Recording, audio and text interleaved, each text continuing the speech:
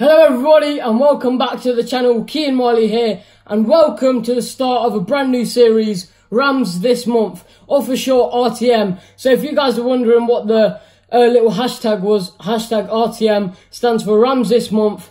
Going to be giving this new series a go, and if you guys enjoy it, don't forget to let me know by liking the video and subscribing, and yeah, then we maybe do one for October. But anyway, going to keep this as raw, unedited as possible. Just a little discussion about our 3 upcoming games, previous form, score predictions, predicting lineups. Should we keep Koku? We've seen literally loads of Twitter's gone into meltdown after that Brentford game, and I have to say partly was me as well. But yeah, we're going to be discussing all of that now. So first up, previous form. Obviously the last week for any Rams fan has been dreadful. We lost 3-0 to Nottingham Forest in the Carabao Cup, and then we travelled to Griffin Park in good numbers, good voices as well, up until their first goal. And even after that, we made it as fun as possible, even though we were like 2-0 down by like the 20th minute. It was awful. But yeah, I mean, to concede 6 goals and not score any, it's just not good at all, is it? And Koku, obviously, I would say keep him. I know after the Brentford game, including me, a lot of fans were obviously annoyed with the result, saying Koku out and all of this. And even I put on my in the YouTube comments, replying to a few, that if we don't get a result against Cardiff, which is our first game this month, then I think he should go. I do regret saying that because I don't think he should. A lot of fans saying he's not the right man for the job, but you look at Norwich last season. I saw, and I can't put it on, and Norwich last season, after 5 games, they were exactly where we were. They just climbed up, and the last thing we need is just starting all over again mid-season as well. It really wouldn't help. I do think we should keep him. I don't agree with the fact of changing managers every couple of months. We're not Nottingham Forest down here. I know a lot of fans saying he's like Nigel Pearson, but he's only had 4 or 5 games to prove that. Obviously, apart from Huddersfield, they were all pretty poor games, quite dull as well. Obviously, compared to Lampard last year, everything was so upbeat. Now with him, he's not like a miserable manager, but he's just like way more low-key than Frank Lampard. So it is a change at the Derby fans. Some of them have got used to him, some of them have got used to it, some of them obviously not. So yeah, I definitely keep him. I do think fans are just going into unnecessary meltdown when they're saying Koku out. I do think he deserves a chance, and I sometimes don't agree with the team that he does though. Obviously he'll learn that as the games go on in the Championship. Obviously this is his first season in the Championship, so every game is a new learning experience for him. Apart from Huddersfield, as I've said, neither have been great all round so far this season.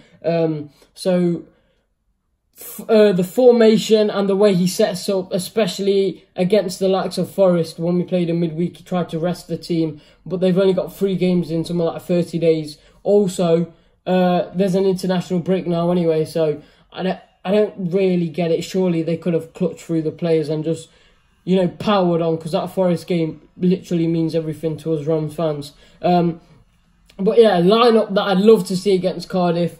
I can't see it happening, but Roos in goal, and then the back 4 of Max Lowe, Keogh, Clark, and then, who was it? Buchanan, maybe. Yeah, Buchanan. And then 2 holding midfielders. So I do a 4-2-2-2. So then 2 holding midfielders of Graham Shinney, who I thought, obviously we conceded 3 against Nottingham Forest, but he got stuck in, and from the little glimpse we saw of him, I like him, to be fair. So Graham Shinney, and next to him I'd have Bielik. Christian Bielik is wasted at centre-back. His natural position is CDM. A record signing. We need to make the most of him. I'd definitely lick him. Central defending midfielder next to Graham Shinney. Then like 2 attacking midfielders just behind the 2 strikers, just to support them, add a bit of width to the team. 2 attacking midfielders. I'd go with Kieran Dowell, not that great. I don't think I'd put him in. He was awful. He's not really had any good games, really. I'd put Lawrence in, who, don't get me wrong, isn't great, but he's the best we got for that position. I'd do Lawrence and... Excuse me. I'd do Lawrence and maybe Jason Knight. Jason Knight, geez, we saw a few glimpses of him start of the season, you got to say hats off to Koku for giving him a chance. Obviously, academy graduate. But I do like him. Obviously, he lacks that physicality. So when we go up against the big boys this season, like Leeds, will he get bullied? We're going to have to wait and see. But yeah, I'd give him a go. I think he's a good player. I like him. All round, he's solid. He got a good pace. When there's a dead ball going into the corner, he'll chase it down. So fair play to him. He definitely doesn't have a loss of energy. And then two strikers, I do Malhi and Waghorn. The previous formations that Koku's been doing has been 4-3-3. Obviously, he loves to do it. The Dutch managers love to do that formation. But I don't like it when he's playing Malhi and Waghorn, and he's ended up putting Waghorn out on the wing. It's not his natural position, and he really doesn't look comfortable, or as comfortable as when he plays up front as the sort of finisher, not like whipping him in. That's not his natural position. He's meant to play striker as a forward. And yeah, he just looks out of place when he's out on the wing, really. I don't really get why he's Koku's put in there, to be fair. So yeah, that's the team I'll go with. 4-2-2, solid team. Obviously, Malhi and Waghorn up front. Also on the bench, I'd bring in Chris Martin. I know he is not as good as he was a couple of years ago, but he's definitely got a lot to prove, especially to us Rams fans. He was our top goal scorer at one point, and I saw the goal he scored against Arsenal. It was a free kick, edge of the box, and he's done it over the wall, top corner, quality free kick. I do think he deserves a chance in the team. Yeah, obviously proven goal scorer. He was our goal scorer for like 2 or 3 seasons on the trot. So Koku should definitely give him a chance. Would he get it? Is he as good as Malhi and Waghorn? Well, from what we've seen of these two lately, I'd definitely give him a chance, because it's not as if our first team strikers are excelling, banging the goals in. Neither striker has really hit amazing form as of yet. So I'd definitely give him a go. Also, Mason Bennett, who got stupid stick after the Forest game.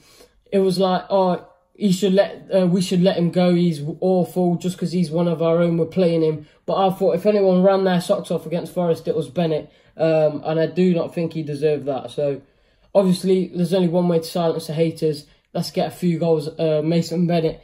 So yeah, obviously, let's start RTM with Cardiff at home. They're our first game, Friday night. It'll be on Sky TV. Should be a good matchup. We've got not a big rivalry against Cardiff. Obviously, a couple seasons ago when we had Rowett, we won 2 or 3-1, and we really thought that we were going to, do bits in the playoffs that season. Obviously, it wasn't meant to be. I think that was the season we lost to Fulham. But that game was absolutely amazing. Probably one of the best. Definitely up there in the South Stand. Atmosphere, limbs, Matej Vydra. I remember when he scored that goal. It was an unreal goal. Obviously, their manager, Neil Warnock, doesn't really like the Rams.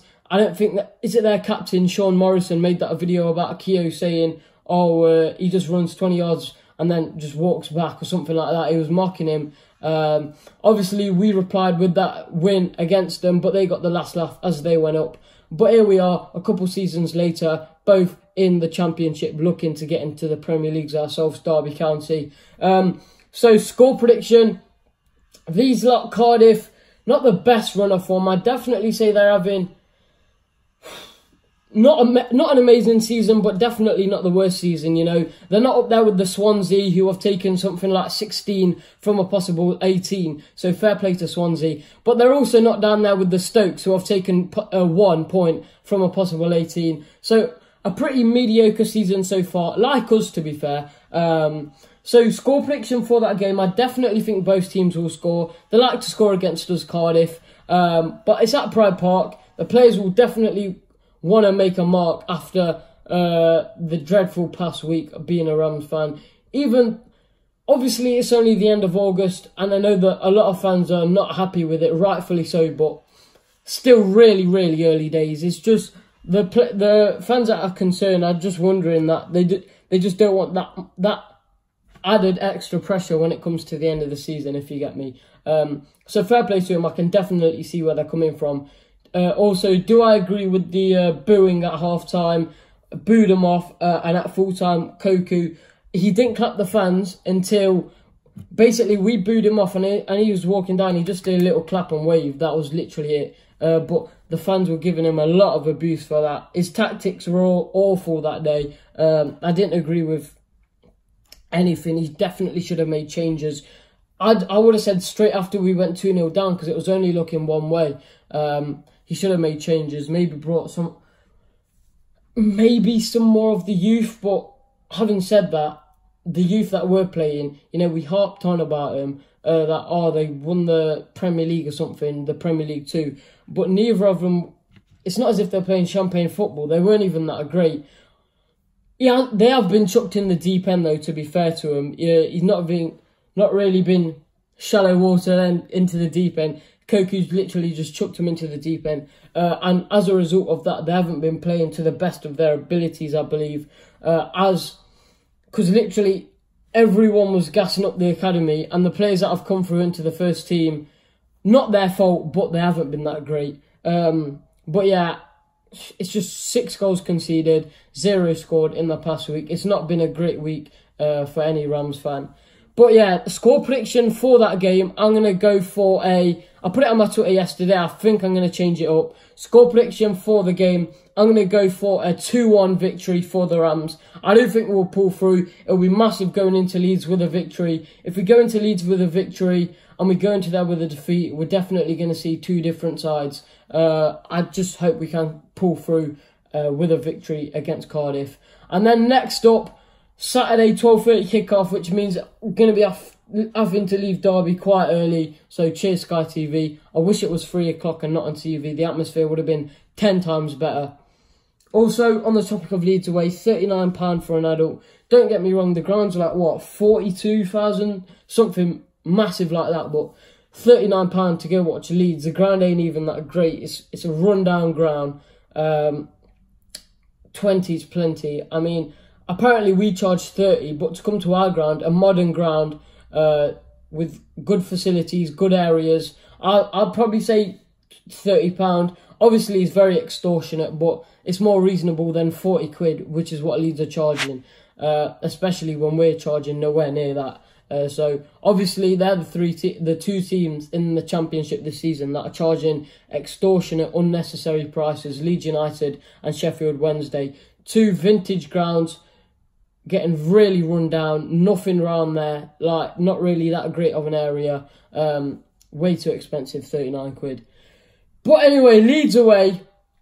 These lot definitely better season than us so far. On paper, they have a really solid team. The likes of Helder Costa, obviously up front with Bamford, who isn't the quickest, but he's been getting goals, and the stats don't lie. He's definitely going to be a danger man against us. Who else they got? They got Eddie Nketiah, who is, I believe, is on loan from Arsenal. Quality bit of business from Leeds to get Eddie Nketiah on loan. So yeah, fair play to him for that one. I mean, he's more of an impact player from what I've seen from Bielsa's choices over the past few games. Him and Helder Costa are coming on as impact players, and talk about 2 wicked impact players. There's not really much more you can ask for in the Championship in terms of impact players. Helder Costa and Eddie Nketiah, who could easily on their day, even not on their day, they'd at least get a couple of assists. So yeah, definitely a lot of danger men on paper for Leeds United against a Derby County defence who is easily getting cut open by the likes of Brentford. So, I mean, as I said, if we beat Cardiff, it'll be a completely different ball game going into Elland Road. If we lose against Cardiff, excuse me, or even draw against Cardiff, I can't see us getting anything more than a point at Elland Road. I do think we just lost 3-0 to Forest, an average side. This week they drew 1-1 to Preston. So Forest are nothing special. They thought they won the league after beating us in the Carabao Cup. They're probably going to get knocked out by Arsenal anyway. And then we lost 3-0 to Brentford, another not amazing side. So when we come up against a massive side like Leeds, who are definitely going to be contending, not only for the top 6, but for the top 2. Obviously missed out last season. Obviously, it was Sheffield United that I believe got 2nd last season over Leeds. So they're definitely going to be wanting to get it this season. They do look on it. I've seen them in their games. And another example of this is they beat Bristol City at the. I remember at the start of the season they beat them 3-1, and they made them look awful, to be fair. And then Bristol come to our place and beat us 2-1. So obviously recent form going into the game, I do think Leeds will cruise by the Rams. 2 or 3-0 maybe. We never really, obviously apart from the playoff game last season, absolutely unbelievable. I'm sure there'll be cracking atmosphere heading up to Elland Road. It always is a sick away day, and I'm pretty sure we will sell out that one. Always as well, sick home support by Leeds. As much as you don't want to say it, they do have some class fans, especially in that south stand when they score. But yeah, score prediction 2-3-0. Maybe if we're lucky, we may get 1 goal, but I really can't see us winning. Call it negative, but I'm just trying to be realistic here. I do not think we will get even a draw at Elland Road on Saturday, 12:30 kickoff. So yeah, that's 2 or 3-1. But as I said, for September, if we get anything more than 6 points, I will be happy. Obviously, recent form has been absolutely awful. So anything more than 6 points. I mean, if we get 7 points from this possible 9, I know that sounds a bit optimistic, but mate, I would love that. Obviously, then after that, after Leeds away, is Birmingham City at home, who just got a result, I believe, against Stoke City, a really dire Stoke City. Having said that, they got a point against us. Their only point in the season comes against us. Trust that to happen. But yeah, I do think we will beat Birmingham City. Obviously, even if we do lose against Leeds, I do think we will beat Birmingham City. Birmingham, not the best run of form recently. Obviously, anything can change, and it's just about how you play on the day. But I do think that if Birmingham play how they've been playing recently, definitely away from home, we will do them over, and I'm hoping we do. So let's say if my predictions are true and we beat Cardiff and Birmingham, even that sounds a bit optimistic in itself, judging off the previous run of form. But if we do get 6 points from a possible 9, obviously Leeds, I don't think any Derby fan should be expecting anything going into Elland Road. But if we do get 6 from 9, I will definitely take that. I don't think anyone shouldn't take that, 6 points from a possible 9. But anyway, thank you guys for watching. There's RTM, hashtag RTM. Don't forget to hashtag it. Hashtag RTM, episode 1 done. That's September. So score predictions. Cardiff, I do believe we will beat them. Leeds, I do believe we'll be lucky to get a point. And Birmingham, I do believe we will beat them. Obviously, massive crunch season for Koku. If we do not get results, I do believe Mel Morris, Derby fan himself, wants to see us back in the big time. I do believe he will make a very significant decision. He may even sack him, you know. So everyone's going to be looking at Philip Koku this month. And how do you silence the haters? Get the results. Get us back up there where we belong in the Premier League. If he does that in his first season, I mean, that would be absolutely unreal. As it's looking now, it's looking more like a relegation battle. But I'm sure we'll turn things round. It's only the end of August, start of September. But yeah, if you guys enjoyed the first episode of the new series, don't forget to let me know in the comment section down below. Thank you all so much for watching. I really appreciate it if you've made it to the end. Also, if I get 6,000 subscribers, it's in like a week now. So on the 10th of September, if I get 6k, I'll be doing a giveaway over on the Magic Sponge, my partners.